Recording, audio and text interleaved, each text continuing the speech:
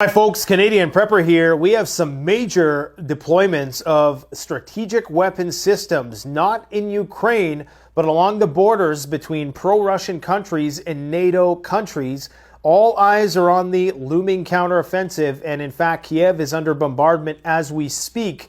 But there is a much more serious situation developing between Poland and Belarus, as well as the Baltic states and Russia. We're going to talk all about that today, and that is just scratching the surface. I also need to share with you some information I have from an inside source from someone who was flying supply shipments to Kiev before the invasion started. Now they've been reassigned to flying weapons shipments to Taiwan, and they have some stories to tell. So we're going to talk about that today as well. This, of course, comes in light of a Taiwan minister saying that they are requesting to come under the nuclear umbrella of the United States. If you think that the Chinese were dead set on Taiwan before that announcement, it's pretty much locked in right now, and they've likely expedited their plans threefold after hearing that Taiwan wants to come under the U.S. nuclear umbrella. Now, wants to and will be able to are two different things, but we're going to parse that all out for you today. Now, before I do that, I should pay tribute to those who've lost their lives fighting for the cause of justice and liberty, freedom all around the world, not just in the United States who are celebrating Memorial today, but just anywhere. Anybody who's sacrificed themselves for the greater good, even those who've been exploited unjustly by the military-industrial complexes of the world, I salute you. And I hope your sacrifice is not going to be in vain. You sacrificed yourself so we can argue about which bathroom we're going to go in. But I do believe on a long enough timeline, your efforts will be vindicated and it's not going to be in vain. That we will get past this great filter. Even if World War III comes and the nuclear bombs fall, on the opposite end of this, I do think that we will have salvation in more respects than one. So thank you for your service. Now, I'm going to give you a brief overview of what we are going to talk about, and I'll just put up some sludge content for you in the meantime here. All right, let's, of course, I logged out, and now I have to log back in. For those of you who have short attention spans. Okay, what you're seeing behind me here is S-400 missile defense systems being trucked in, trained in to Belarus. Now, what's so significant about this? This is Russia's most capable weapons defense system. They do have the S-500 and the S-550 that are more capable, but I don't believe that those are in mass production quite yet. The S-400 is the top of the hop, arguably, at least on paper, even better than the Patriot missile defense system. They are sending 3 of these systems, I do believe, not to the northern Ukrainian border. This is the thing. They're sending these to the border of Poland, near Kaliningrad and near Vilnius. Now, why this is so important is because if you've been paying attention to my reports, you would know that there is a lot of suspicious things going on. In fact, let me do the synopsis of what we're going to talk about. Then I'm going to show you the map, why all of these deployments of strategic weapons, both on the NATO side and the Russian side, are so concerning in light of the fact that every day, it seems, the open source intelligence guys are screaming about the irregular amounts of doomsday planes that are in the air.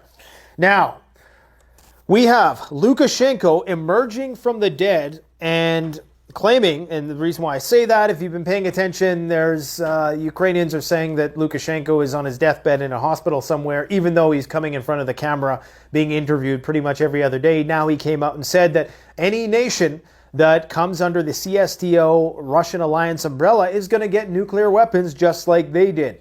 The reason why this delivery of S-400 is so significant and timely is because I think before they actually roll in the nukes, they're going to want these in place to make sure that those tactical nuclear weapons are defendable.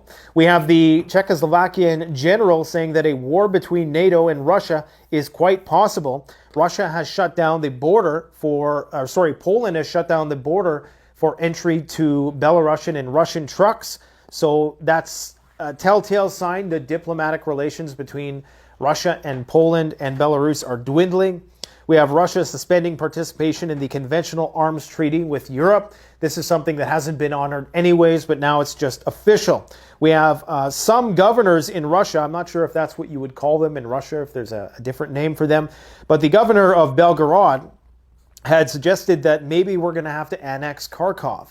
And it appears as though that indeed, if the Russians do want to fully secure their newly acquired annexed territories, that they would.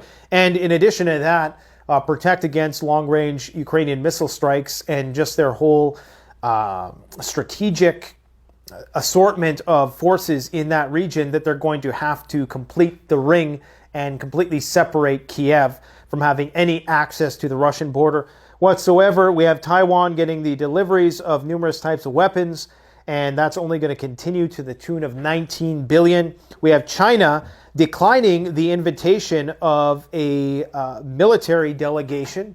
The American, I believe there's some sort of conference going on, and the Americans wanted to open a line of communication with the Chinese, and the Chinese basically just rebuffed the whole idea and said, look, we're not really interested, considering there's rumors that you are going to try to, or even the conversation, the discourse about Taiwan coming under the American nuclear umbrella is going to make China very distrusting of the Americans, and we're likely only going to see the acrimony ratchet up between those two in the not so distant future.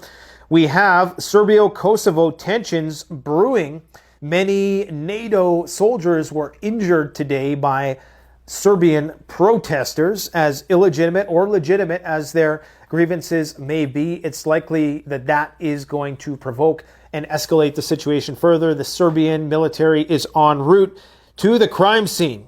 We have Lindsey Graham, who successfully made it onto the Russian shit list. Okay, this guy is openly calling for the assassination of Vladimir Putin and cheering about the deaths of Russian soldiers. It was only a matter of time. We also have a much more hawkish tone in Russian media. It appears as though all the things that you would see in terms of the consciousness of the Russian people and the Russian media, what you would see happen before the shift from a special military operation to full-blown war and possible mobilization is in fact occurring as we speak. The only reason why the counteroffensive may be delayed, in spite of the fact that Zelensky came out today and said, yes, indeed, we have a date. They actually have a date and they have a plan, but of course they're not going to tell us what the date and the plan is. Apparently there's some flooding in the Odessa region, and that this, of course, is going to complicate. If there's a lot of rain, that's going to make things muddy. That means that the brakes are going to be put on this counteroffensive business until the ground is firmed up enough that tanks can drive over it. Gonzalo Lira completely thrown under the bus by the U.S. State Department when questioned by a reporter. A representative of the U.S. government basically was completely ignorant to the concerns about Lira being arrested by the Ukrainian authorities. If you don't know who that is, I'll let you know in just a minute. Doomsday planes abound in the air again, claim the open source intelligence guys. We have Ukraine calling for 500-kilometer range missiles in order to hit Moscow. They're asking the Germans for those. We have Patriots in Kiev confirmed to have been taken out by some satellite imagery that we've received, or at least partly confirmed to be taken out. And the Taliban are the good guys, again, apparently, because they're fighting with the Iranians. So don't be surprised if we start to, reframe the Taliban, in spite of all the things that we claim to hate about them and all the reasons why we're there in the first place. Now they are, history is just repeating. The same thing with the Mujahideen and all that. It's just replaying. Now it's the Taliban. We have Russia pulling thousands of tanks from storage, and this one take with a grain of salt, but there appears to be a lot of tanks moving in the direction of the eastern border, so not with the border in Ukraine. These are not headed south. A lot of these are headed to the Baltics. Not to the Baltics, but that general vicinity. We have pontoon bridges, convoys of portable pontoon bridge vehicles in Bulgaria. Some people speculate that these may be en route to Ukraine, possibly just speculation. Of course, they would need pontoon bridges to cross the Dnieper River, which they would need, of course, for the counteroffensive, but I don't think it would be made that obvious if that's, in fact, was their plan. And Canadian wildfires continue to rage. Okay, now, first things first. let's just look at the map here. Let's put this all in perspective, okay? So these three markers here are roughly, really ballpark, where they're going to be putting the S-400 missile defense systems. You can see it better illustrated on this map here, the actual locations. More or less, that's where they're going to be, okay? They're going to be, and they're all in the direction of NATO. They're not along the northern border with Ukraine. This is already heavily mined, fortified, hedgehogs, dragon's teeth, the whole 9 yards. And on this border between Belarus and Poland now, what's been happening is not only have they limited border crossings to, I think, one border crossing for trucks to come across, now they said that Polish and Russian trucks cannot come across. This comes after there was all the stuff with the Polish authorities confiscating the various monies and belongings of Russian diplomats in Poland. So we're starting to see the potential complete breakdown of diplomatic relations between Belarus, Russia, and Poland, okay? We also, and just look at the way things are being positioned here. We have Patriot missile defense coming to Vilnius ahead of the NATO summit. So these are NATO and Russia's best missile defense systems, both being put on the border after the official suspension of not only the New START treaty, but also the conventional arms treaty in Europe, which limited the amount of conventional weapons that could be deployed in certain places at any given time to a certain number to minimize the risk of escalation. That has all been thrown out the window. These borders are about to be loaded with various types of weapon systems. In and around the Kaliningrad region, in the Baltic Sea, we are constantly seeing reconnaissance, surveillance, and intercepted warplanes in this direction. We're seeing a lot of NATO warships in the Baltic, especially concentrating at Polish ports right now. We have the HIMARS system on the border with Kaliningrad. So you can see that it's almost like the pieces are being put into position. And here's an actual satellite image of one of the S-400s already in Belarus. We can see that they are preparing the ground for, depending on which way this counteroffensive goes, if it even goes. The Ukrainians are incredibly confident, but of course we can't believe anything that anybody says at this point. The fog of war is just so thick right now, it's really difficult to say. There is no definitive one way or the other. As much as I know about this, and as much as I know how the Ukrainians exaggerate about their capabilities, I'm still kind of on the fence with respect to how this counteroffensive can go. Because if the Ukrainians concentrate all of their forces and do some sort of blitzkrieg maneuver, the Russians don't know where this maneuver is going to come from. So they have to spread out their defensive forces.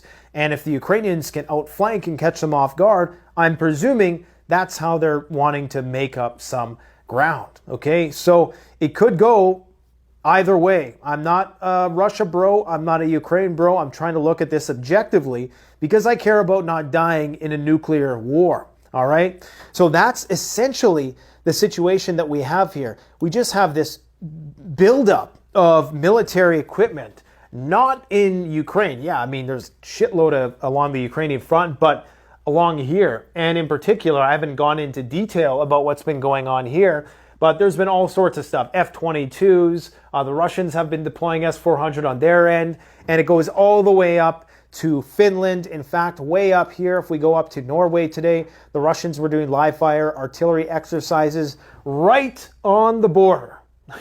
Right there, Norway could actually see the artillery. Okay, so, yeah, it's not looking good, guys. It really is not looking good. Russia is on the brink of, I think, mobilizing. There are people calling for it. Prigozhin is saying that we need to go, like for a few years, we need to just retreat into full-blown war mobilization mode. I know he's just a private contractor, doesn't have a lot of say in the Russian government. And of course, the Russian government has to walk a fine line. But all they need is a sufficient enough Reichstag moment.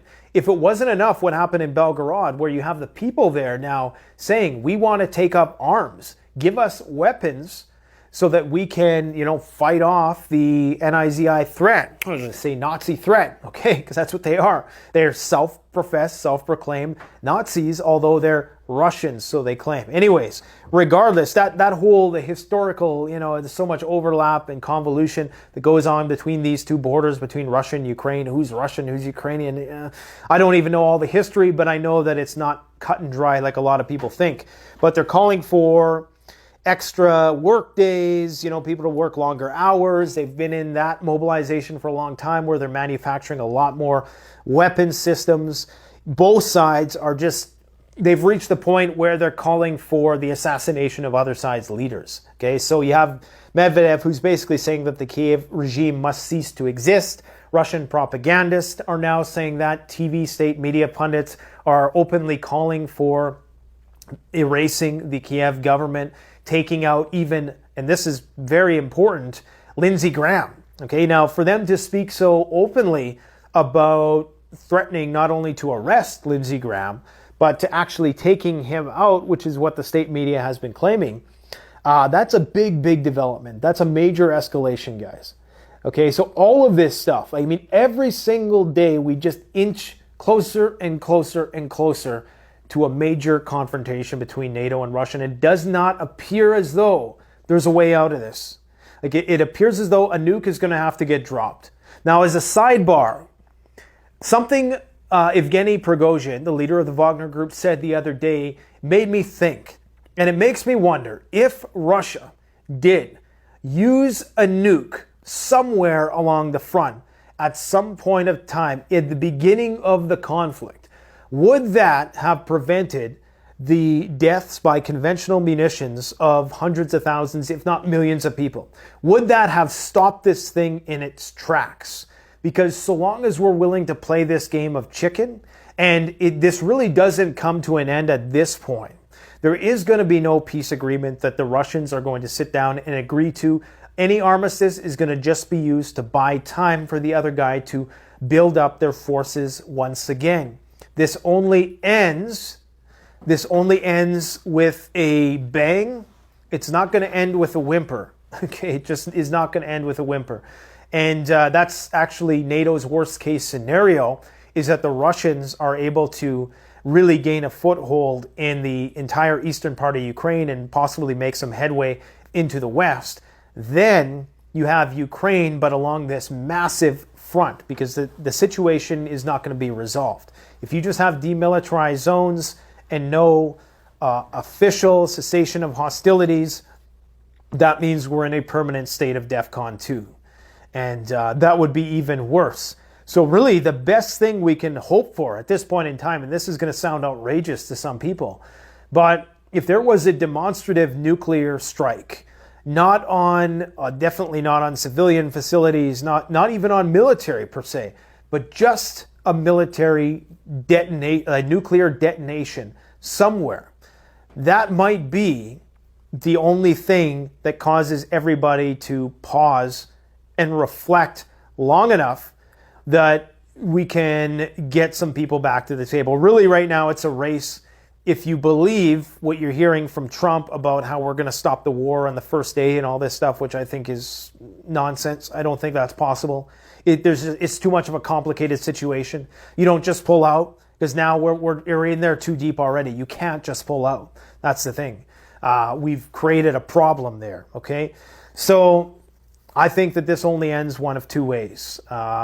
It's going to end in a big nuclear war or a isolated nuclear incident that causes the world to stop and recalibrate and hopefully come back to the negotiating table in a tabula rasa sort of way, in a blank slate sort of way. We almost need some big event to open the eyes of people around the world to show the gravity of the situation. Because as long as Russia keeps moving these red lines, we'll keep pushing. And the closer we get, the more lax Russia is with its red lines, the more NATO is involved in the conflict, then the greater the risk that a limited nuclear exchange quickly accelerates to a major strategic nuclear exchange. Right now, if it was to happen, with relatively limited NATO involvement, many suspect that it would not evolve or escalate to the strategic level. That is, NATO fighting a war with the Russians. The United States threatens that we're going to respond conventionally if Russia nukes Ukraine. This is exactly what David Petraeus said, that we will eradicate Russia from their warships. Well, as we've always said, you're a fool to fight a fort with a fleet, but this is what they claim. Now, I suspect that eventually, because we've been calling Russia's bluff for the longest time, but eventually, they're going to call our bluff. They are going to attack a NATO base. They are going to use a tactical nuclear weapon, and they're going to see if we respond. And when we don't, because we don't want nuclear annihilation either, we're fully aware of the Russians' ICBM capabilities, their nuclear submarine capabilities, their bomber abilities, their hypersonic vehicles, their EMP capabilities, the whole 9 yards. We know that it would be the end of civilization as we know it. So they're going to push back eventually. They are going to push back, especially if Ukraine makes significant headway in this looming counter-offensive. So keep on prepping. Oh boy, where should we go next? Let's go over to Taiwan because I want to address this issue. So I have an acquaintance who has been flying weapons to Poland and Ukraine prior to that into Kiev. And he told me, he's sending me all kinds of messages. I made videos about it last year in the run up to the invasion. And this is why I was so certain when many people were saying, the war's never going to happen. This is why we were so certain, because we had that intel source. And he just said, just the atmosphere in Kiev signaled that this was different than previous years, that something was looming and was about to happen. He's saying that he's seeing the exact same thing in Taiwan right now. Taiwan is receiving Stinger missiles currently, and it appears as though that they're getting ready to go to war with the Chinese. There's been a lot of naval activity with the Chinese going across the demilitarized zone and entering into Taiwanese airspace in just the past few days.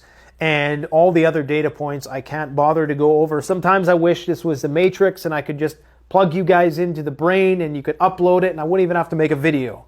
That's probably coming with Neuralink in the coming decades ahead if we can just hold this together for long enough. But what's most concerning is that today, I can't believe this. This is unbelievable. Taiwan says it's in talks on being brought under the U.S. nuclear umbrella. Okay, we're supposed to be honoring the one China policy that says we're kind of neither in support of China, but we're also not in support of Taiwan, the whole strategic ambiguity thing. If this is actually successful, which it probably won't be, but that's not the point. And I say it won't be because that sort of thing takes a long time to negotiate, years. But just the simple fact that this foreign minister, Joseph Wu, made this public is going to drastically accelerate the Chinese war plans. This locks it in. This is the exact same thing that happened before the Russians invaded Ukraine. There was rumors circulating that the Ukrainians were going to try to get nuclear weapons. Now, there's a variety of factors that contributed to the Russians entering into the conflict as they did at that time, above and beyond just some hearsay about Kiev acquiring nuclear weapons. But this is the nail in the coffin for the Taiwan-Chinese conflict. It is coming. So it's no surprise that Warren Buffett divested from TSMC. And if there are any other, and this is not financial advice, but I'm going to say right now, any chip manufacturing companies that aren't TSMC are probably not going to do so poorly. Is that a double negative? Are probably going to do okay, especially when the war starts. That's all I'm going to say. Not financial advice. But, this is how you have to think about the market. If you're in the market and you're trying to figure out how to keep pace with inflation in the very least, you just got to imagine, okay, with all this stuff that I'm telling you, what's the world going to look like in a few years? and then base your investments on that. What's going to be in high demand? The low price of oil right now, that's going to skyrocket. It's going to skyrocket because of a variety of different factors. We're going to go in a different video. The price of gold right now, which is under the boot heel of the US dollar, that's a little stronger right now, and uncertainty over the debt ceiling. The dollar is only going to go up and up and up. This debt ceiling cannot go on forever. In fact, the US credit rating has already been downgraded by one company in spite of their raising the debt ceiling. Anyways, this is absolutely insane. Regarding the discussion of this issue with the United States, it is not suitable for me to make it public here, even though he just did. So many of the U.S. allies are considered to be under the protection of the U.S. nuclear umbrella, including Japan and South Korea. South Korea has nuclear weapons close by in light of the recent arrangement between them and the Americans. So they already have nukes close by anyways. Taiwan would mean the U.S. could use nuclear weapons if China invades the island. Could you imagine if the Americans used nuclear weapons on the Chinese? I mean, it would be Armageddon. It would be Armageddon because we don't even know what the Chinese have. And the Chinese have the capability to build things way faster than we ever could. And according to David Pine, who I've interviewed on the channel many times before, and you really can't believe the numbers that are coming out from the government and the mainstream media. Just check my time here. Okay, I got 21% on the camera. You can't trust them worth a lick. They're going to lie. Look at how they've lied over the past few years. Guys, they're going to lie till the bomb is inbound. Until the sirens roar, they're going to be lying. The Chinese have way more nukes than they're saying they do. It's just, I mean, you don't have to be a rocket scientist to figure out that maybe the 350 nukes they've been saying it's all they have for the last 30 years, maybe they have a bit more considering their economy has 10x'd in that time. Okay, so this is serious. So we're just going back and forth in terms of escalation. The Americans are going to be delivering $19 billion in backlog military equipment. I'm pretty much of the belief now, anytime you hear about rumors or rumblings of maybe we'll send these weapon systems, maybe we won't, that means they're going to send it. And that actually means they're probably already on to the next level of escalation. I wouldn't be surprised if they're already talking about fighter jets for Taiwan. China informed the United States about refusal of the meeting of the heads of the Ministry of Defense. So China officially informed the United States of its refusal to hold a meeting at the level of defense ministers at the sidelines of the upcoming Shangri-La Dialogue Regional Security Forum in Singapore. So they just said, we're not going to talk to you. I mean, that's, for the Chinese not to want to engage in diplomacy is pretty serious, because usually them and even the Russians to a degree are very open, and for the Chinese to close that door completely. And remember, we have no arms agreements with the Chinese. We don't have those back channels that we do with the Russians that we've had for many, many decades. So if shit goes south there, it could go south real fast. There is something to say about the cultural similarities between, the Russians are in some ways more Western, so, there's less of a communication divide, but the divide between the Chinese and the West, I believe, is much greater. They have a much more collectivist culture than even the Russians. We have South Korea and the United States holding the largest live-fire drills while the North is getting ready to launch a satellite. The Japanese are saying, you're not launching a satellite, you're really secretly trying to launch an ICBM. They've done this before. So if the Japanese go to the extent of shooting this thing down, which wouldn't make much sense. I mean, I don't think the North Koreans are just going to up and out of nowhere. I would be more concerned if they are launching a satellite, to be honest, because apparently they have satellites currently orbiting the planet that are not sending any signals back. Now, that could just be because they were duds and it was a failed experiment, or, as some people think, that there are, in fact, weapon systems waiting to be utilized. EMP weapons that if the shit hits the fan, they are going to utilize those. It's possible. All right, we don't have much time because I've been yammering on about God knows what. We talked about the Polish border closure to Russian and Belarusian trucks, a major, major escalation. We have the suspension of the Conventional Arms Treaty. We talked about that. We talked about the Kharkov. Briefly talked about how the governor of Belgorod wants the Russians to officially try to annex Kharkov. Now, Kharkov's a big city, 1 million plus. There's a lot, as far as I know, a lot of Russian-speaking people in Kharkov. In fact, don't quote me on this one. Please don't quote me. I could be dead wrong. But I think it kind of leans pro-Russian. So it could not be a bloodbath if they went and took the city. It could be something similar to what happened in Kherson. But it could be. And it almost seems inevitable that they, in fact, have to take that territory. I don't have the war map up right now, but they have to, because of this strategic issue, they really have to take a good chunk of all the way up to Kiev, pretty much. Definitely most of the eastern part of Ukraine, probably right up to the Dnieper River, right up to Kiev. They're going to have to take all that to guarantee their national security from a strategic point of view. In terms of what's going on in drone land, the Eurasia Times released an interesting article about how Russia is destroying, I think, 10,000 drones a month, 333 UAVs a day. This is a drone war. I don't know where they're getting these UAVs, but man, that's a company to invest in if you're into that kind of thing. According to Ukrainian officials, the counteroffensive could start any moment, yada, yada, yada. Now, this is an image of this is what, May 15th? This was before the Patriot system, before that whole debacle there. Did they hit the Patriots? Didn't they? So this is where one of those launchers was, I presume, and there was another one right around here somewhere, and that's the before, and this is the after. Okay, so you can't really see, but it's not looking good. Okay, yeah, so they definitely hit some of the launchers, possibly the radar. Who knows? But that's pinpoint precision. I mean, when you think about it, when you're launching those missiles from hundreds of miles away, we're being fed a lot of bullshit right now, I'll tell you that much.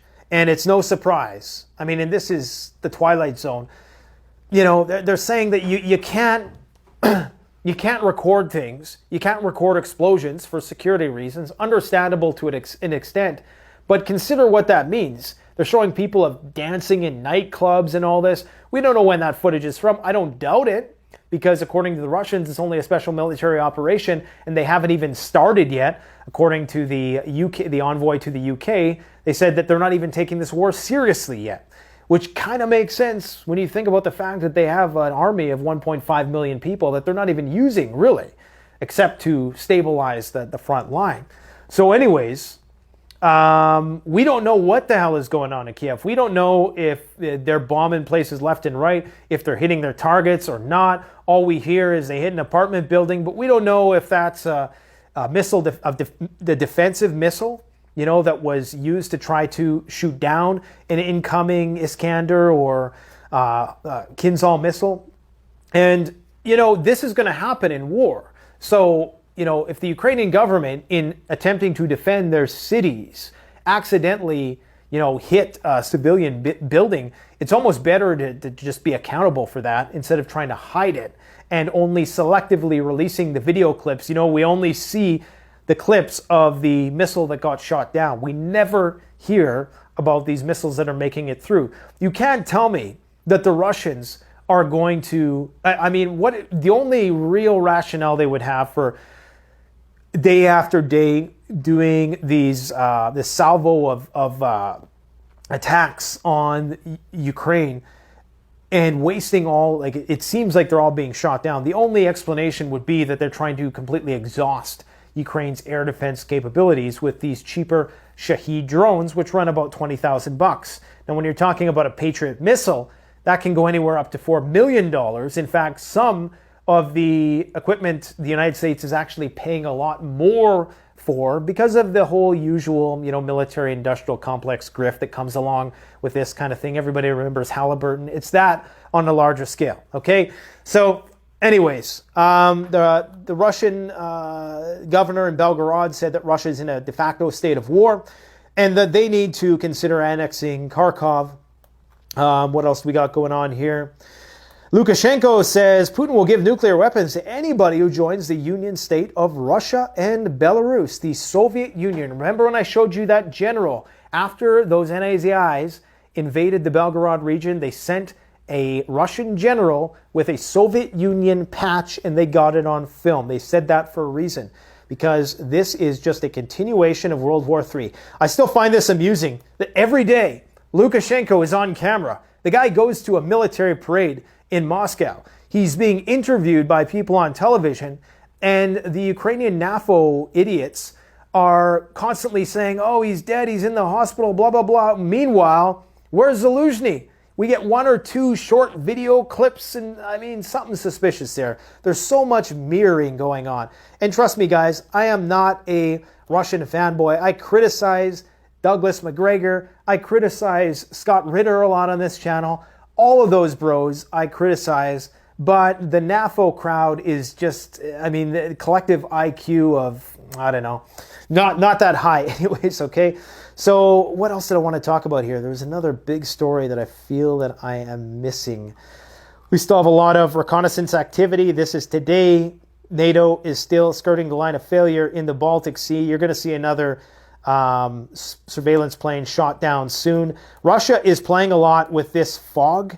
They're calling it obscurant smoke. So by the Crimean Bridge, they were doing drills with this obscurant smoke. So in order to protect their very high value assets, they're starting to just have this smoke cloud go 24/7. And especially they're probably going to do this around the Crimean Bridge to prevent against possible attack or to mess with radar systems and stuff like that. What else do we got going on here? Let's just go around the map and see what I haven't spoken about yet, because I really don't have a script. I have a loose guideline, but yeah, if Ukraine gets these German missiles, which they will because they're talking about it, they're going to get the 500-kilometer Taurus missiles. Then it's only a matter of time before Russia calls our bluff and does something. They're going to attack a NATO base. They're definitely going to shoot down a spy plane. That's definitely in the cards because that's already been normalized. I'm incredibly amazed that they haven't done much yet. Maybe the envoy to the UK and the Russian envoy to the UK is serious when he says they're not even taking this war seriously yet. Now, according to the most moderate estimates, they've lost around 1,500 tanks. They can make that in a year, and they had around 12,000 to start. There is video. I got videos to show you guys. I'm not going to have enough time to do this. This is the Serbian army en route to Kosovo. This is a fire that's brewing in Nova Scotia right now in Canada. Big wildfires still blazing in spite of the fact that we got slammed with rain. These fires in Saskatchewan are still raging. Sorry, I'm like a kid with ADHD here, but look at this. These fires are still raging. We're going to see those flare up right away again here. This is Lindsey Graham talking about how you should assassinate Vladimir Putin. It'd be great for the world. I don't know, like, do these guys get like a daily homework thing? Like they go and they clock in and this is your mission today, go start nuclear war with Russia. Like, why does Lindsey Graham, of all people, and Victoria Nuland, like, why are they so hell-bent on getting us, and why are they the spokespeople? Why are they the hawks? You know, I sometimes wonder these things. What else we got going on here? Let's see, what is this? Oh yeah, this is Gonzalo Lira. So this is a reporter asking the U.S. government, let's play this one for you guys. Smugness with which this representative brushes this question off is very telling. This is the world we live in right now, the supposed land of the free, home of the brave. Channel. He was an outspoken critic of Zelensky's regime. The Ukrainian SBU released a press release saying he was arrested for justifying Coach Red Pill invasion. So ultimately, it added up to speech. And I spoke with Congressman Ted Lieu, Democrat, and he said he urges the State Department to engage its authorities to, work out some sort of negotiation to get him released. So, are you guys aware of this?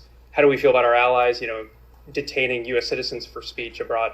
I will say in general that we're aware of the report. We obviously support the exercise of freedom of speech anywhere in the world, and I'll leave it at that.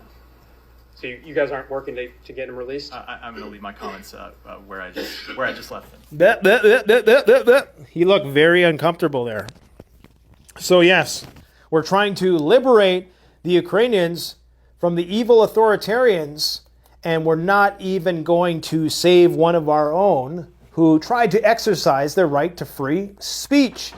This is a video of tanks supposedly en route, not to the southern front, not to Ukraine, but in fact to the Baltic states. If there's anything the Russians know, it's war. I'm totally in your guys' way.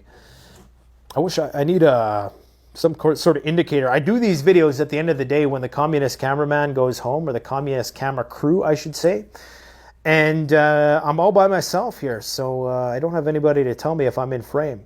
But yeah, that's a lot of tanks heading to, it appears, the big front between NATO and Russia. Okay, how much time do we got? We got 8%. I got to tell you guys, the best way to support this channel is you'll notice that we don't do sponsorships. 1 in 100 videos we'll do a sponsorship for a company that we truly believe in. The only thing I ask is like the video, comment, subscribe. Even if it's a trolling comment, please leave the comment. It's helpful to the algorithm. And if you plan on gearing up, know that we have created what I think is one of the best stores in North America for preppers. It's all high quality stuff at the best possible price we can offer. We do free shipping. We don't sell any garbage. Okay, there's a lot of companies out there, guys, that are selling garbage. And I'm not going to give you the whole lecture again because I've given it many times before. But this is the best way to support this channel. And you can pretty much find almost anything that's prepping or survival related on that store. Okay, go check it out, CanadianPreparedness.com. The sky is the limit. And guess what we have back in stock? Russian bear tents. Yes. We found ways. You know, just like the West is buying oil from Russia still, well, we found some ways. We found some ways. Check this out. If you missed my EDC video, go check that out. I'm telling you guys, the best damn EDC that money can buy, tried and tested by yours truly. Go check out that video. Anyways, what else we got to talk about? So the Czech General Staff head says that war with Russia is possible. Putin signs law on the denunciation of the European Armed Forces Treaty. What else do we got going on? This I found kind of strange. This was on Ukrainska Pravda. This was their main page. This is a page that is 99.9% war stuff when you go and click on it. Now, we're supposed to be on the eve of the big counteroffensive, right? And what are you seeing here? Dolphins, some sports stuff, just things that are not really related to the conflict. And that makes me wonder, are they trying to slowly back out the door on this counteroffensive thing? It's hard to say. It's hard to say. I'm guessing it's going to go down. I just don't know when. We're not going to talk about the warplanes, command and control centers up in the air. Talked about Gonzalo, the debt ceiling thing, just a big ruse at the end of the day.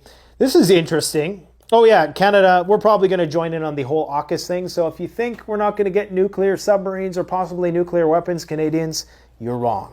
We will. Or we're going to get more U.S. military activity up here. This is an interesting poll. How should Canada respond to the Ukraine invasion? Vaccinated versus unvaccinated. Not surprisingly, those who had 3 or more shots, 86%, are very, very hardline pro-Russia. What a surprise. I ordered a t-shirt, and it says, it's that whole meme, I support the current thing. And that's what we're seeing right now, you know. And when you're young, when people are young and they're rebellious and they don't know much about the inner workings of the world, there's that old saying, if you're not liberal by 20, you have no heart. If you're not conservative by 40, you have no brain. There's some truth to that.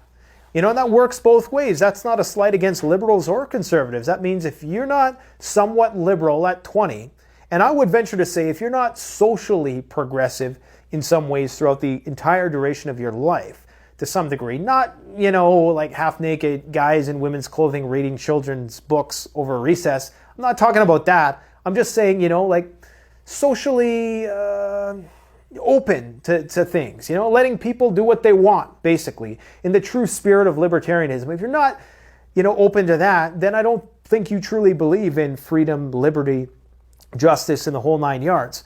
But of course, the pendulum is swinging in that direction right now. 4% left, guys. Just enough time to round it all out and probably shoot myself in the foot with what I'm about to say. But I do believe that all this talk, the Bud Light, and all, I do believe that this, for one, is shock advertising. So they do that with the hopes, just like what happened with Gillette back in the day, where they did this whole thing with Gillette, where they got either a feminist or a transhumanist, pretty much, transgendered person representing Gillette, and it worked out for Gillette. So they doubled down, they went all in. That's what Bud Light's trying to do now. But it's shock advertising. It gets people talking. It's free marketing. Unfortunately, with Bud Light, it really backfired. And what the other thing it does is it keeps us fighting with one another. Well, you know, the rich people take it to the bank and build nuclear bunkers while the rest of us are fighting about which bathroom. And I cannot believe, if you're one of these people who puts all this energy into these debates online, cut that shit out. The time now is to self-improve. The time for you to try to get ahead while the getting is good is right now. Stop wasting your time arguing with people about these bullshit social issues and just focus on yourself. That's all I got to say. Thanks for watching. Canadian Prepper out.